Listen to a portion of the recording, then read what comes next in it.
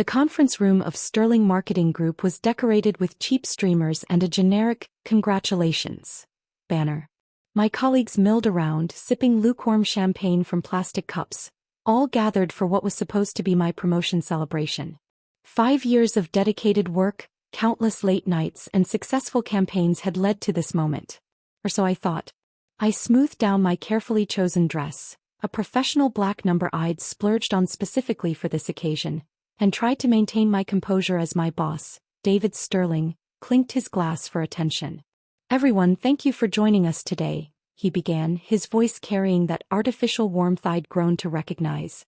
"As you know, we're here to announce some exciting changes in our leadership team." My heart quickened. This was it, my moment.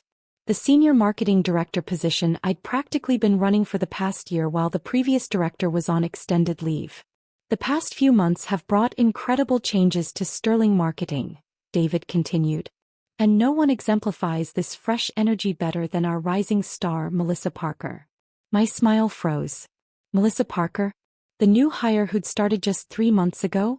Melissa stepped forward, her designer suit and perfect blonde hair making my careful outfit feel suddenly inadequate. She'd swept into the company with her MBA from Harvard and connections from her father's advertising firm, spending more time networking than actually working. "Melissa has shown extraordinary initiative," David was saying, bringing in 3 new clients in just 3 months. "Therefore, it's my pleasure to announce her as our new senior marketing director." The room erupted in applause.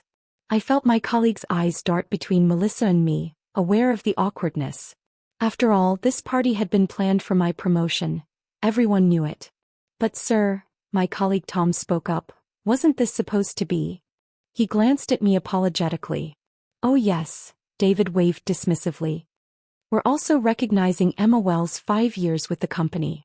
Thank you for your consistency, Emma." Consistency. Like I was a reliable photocopier rather than the person who'd landed our biggest accounts and mentored half the room. Melissa approached me, her smile dripping with false sympathy. "Emma, I hope there are no hard feelings. I know you've been here longer, but David says I just do a lot more than you. I deserve this." I maintained my professional smile, remembering the encrypted files on my personal laptop at home. Files that documented every campaign I'd actually created while Melissa had taken the credit. Files that showed how her new clients were actually leads I'd been nurturing for months. "No hard feelings at all," I replied, raising my plastic champagne cup. "Congratulations." David joined us, putting his arm around Melissa's shoulders. "Emma understands, don't you? Business is about innovation, not just putting in time. Melissa brings fresh perspectives. Fresh perspectives. Like the campaign strategy she'd developed last week. The one she'd found in my personal files when I deliberately left my computer unlocked during lunch." "Of course," I nodded. "I look forward to working under Melissa's leadership." They moved away to continue celebrating, leaving me to accept awkward consolation pats from my colleagues. None of them knew about my side project, the one I'd been building for the past 2 years while everyone thought I was just being consistent. My phone buzzed with a message from my real office across town. "Final contracts signed. Monday's announcement is ready." I smiled, watching David and Melissa laugh about their brilliant future plans. Plans that would look very different come Monday morning. "Emma," David called out, "could you order lunch for tomorrow's strategy meeting? Something nice to celebrate Melissa's promotion." "Of course," I replied sweetly. "I'll take care of everything. After all, consistency is my specialty." Little did they know I'd be taking care of a lot more than lunch. Monday was going to be very interesting indeed. The weekend passed with delicious anticipation. While David and Melissa celebrated her promotion at exclusive restaurants, according to their social media posts, I spent the time in my real office, the top floor of a sleek downtown building where Wells Digital Marketing had been quietly growing for the past 2 years. "Final numbers are in," my actual assistant James reported Sunday evening. "We've successfully acquired 73% of Sterling's client base through our silent partnerships. The remaining 27% have meetings scheduled for Monday morning." I nodded, reviewing the contracts on my dual monitors. For 2 years I'd been building relationships with Sterling's clients under my own company's banner, offering better services, more innovative campaigns and personal attention. All while maintaining my consistent facade at Sterling Marketing. And Melissa's new clients? I asked, though I already knew the answer. James smirked. You mean the leads you cultivated for months? They've all signed with us. Turns out they prefer working with the person who actually developed their strategies, not just the one who presented them. My phone buzzed, a group message from Sterling Marketing. David was announcing a mandatory Monday morning meeting to discuss exciting new directions under Melissa's leadership. Perfect timing, I murmured. Is everything ready for our announcement? Press release goes live at 9 a.m., James confirmed. Wall Street Journal, Forbes, and TechCrunch all have exclusive features ready.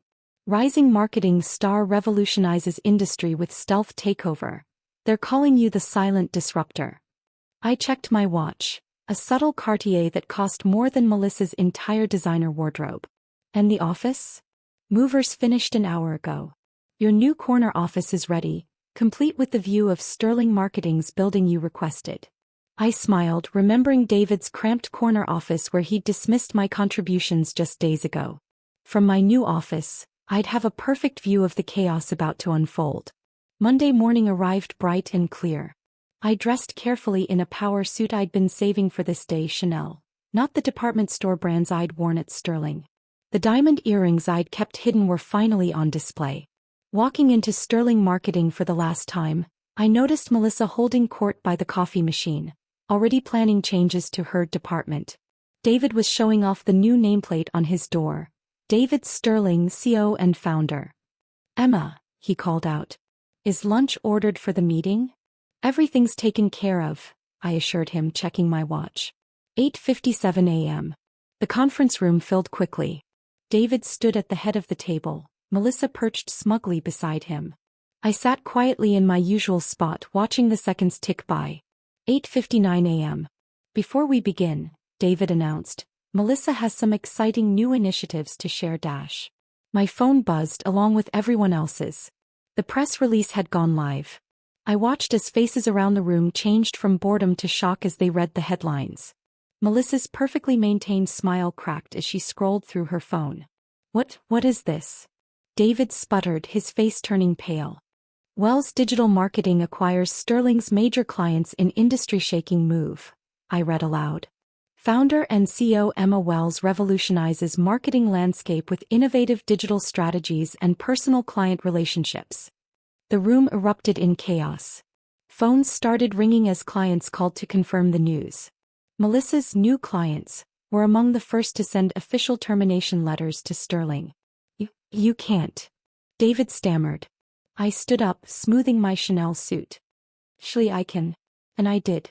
While you were promoting people based on 3 months of stolen work, I was building an empire. Stolen work? Melissa squeaked. Oh yes, I smiled, pulling out my laptop. Would you like to see the original files for all your innovative campaigns? Complete with metadata showing when they were created by me. The color drained from her face as she realized every fresh perspective she'd claimed as her own could be traced back to my files. Now, I continued, I should head to my other office. I have meetings with our new clients, or should I say your former clients. The best revenge wasn't just succeeding, it was succeeding while they watched their empire crumble, one client at a time. The chaos that unfolded at Sterling Marketing over the next hour was better than any reality TV show. I sat calmly at the conference table, watching David and Melissa spiral into panic as their phones exploded with notifications. 15 clients have officially terminated their contracts, James texted me. The remaining ones are scheduled to do so within the hour. Your 9:30 a.m. meeting with the Anderson account is confirmed. They're particularly excited to continue working with the real creative force behind their campaigns. David was pacing, his expensive tie loosened, sweat staining his collar. This is illegal. You can't. Can't what? I asked innocently. Run my own company? Build relationships with clients? Create original campaigns instead of stealing them from someone else's computer? Melissa, who had been frantically calling her father's advertising contacts, slammed her phone down. Nobody's answering. They're all saying they need to reassess their business relationships in light of recent developments.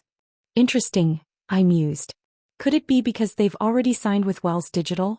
Your father seemed quite impressed with our innovative approach when we met last month. You met my father? Melissa's voice cracked. Oh yes. He particularly enjoyed learning how his daughter's fresh perspectives were actually stolen from a competitor's files. He's old school that way, believes in ethical business practices. The conference room door burst open as Tom rushed in. The creative team is resigning. All of them. They say they've been offered positions at. He looked at me with dawning realization. Wells Digital Marketing, I finished for him. Where they'll be properly credited for their work, not watched as someone else takes credit for their ideas. David collapsed into his chair. How long? How long have you been planning this? 2 years, I replied, standing up and gathering my things. Since the day you promoted Mark over me, claiming he just had more presence despite using my campaigns. I realized then that sterling marketing didn't value true talent, only appearances and connections. I walked to the window looking across at my real office building. So I built something better.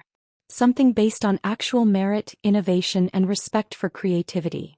But you were always so quiet, Melissa protested. So accepting. Consistent, I corrected her. That's the word you all used. Reliable Emma, always there to do the work while others took the credit. The perfect cover for building an empire right under your noses. My phone buzzed again, James reminding me about the Anderson meeting. Now if you'll excuse me, I have clients to meet. Real clients, not stolen ones. Wait. David called out desperately. What do you want? Name your price to keep our clients. I turned back, savoring the moment. Oh David. You still don't understand. This isn't about money. It's about showing you exactly what consistency can achieve. I walked to the door, then paused.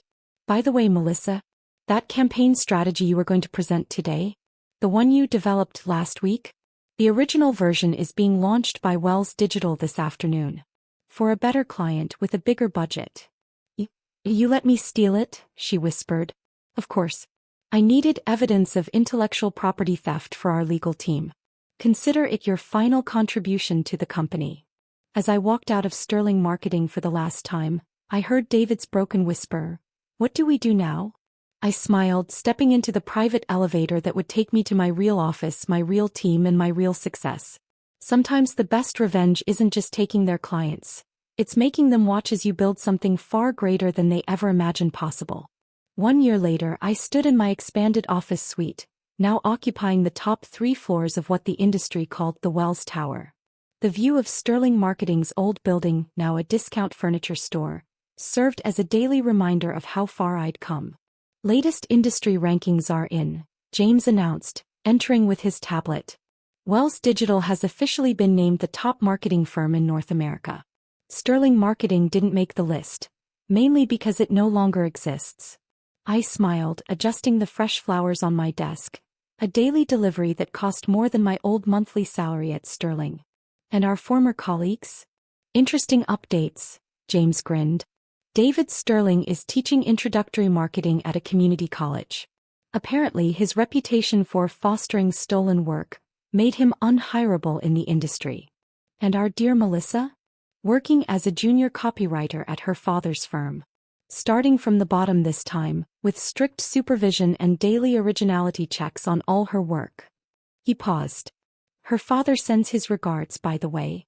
The joint campaign we're running with his agency is breaking records. My phone buzzed, a message from Tom, now my creative director. Emergency meeting needed. David Sterling is in the lobby. Well, I straightened my Versace suit. This should be interesting. Send him up. Minutes later, David shuffled into my office. Gone was the arrogant CEO who'd dismissed my contributions. His off-the-rack suit and scuffed shoes told their own story. Emma, he started, then corrected himself. Ms. Wells. Thank you for seeing me. Of course, I gestured to a chair worth more than his current monthly salary. How's teaching? He flinched. That's actually why I'm here. I was hoping, given our history. You mean the history where you promoted someone who stole my work over me? Or the history where you called me merely consistent at what should have been my promotion party? I was wrong, he admitted, staring at his hands. We all were. What you've built here, It's extraordinary. Thank you, I replied coolly. Was there something specific you needed? A job, he blurted out. Anything. I'll start at the bottom. I need back in the industry. I studied him for a moment, then pressed my intercom. James, bring in the folder.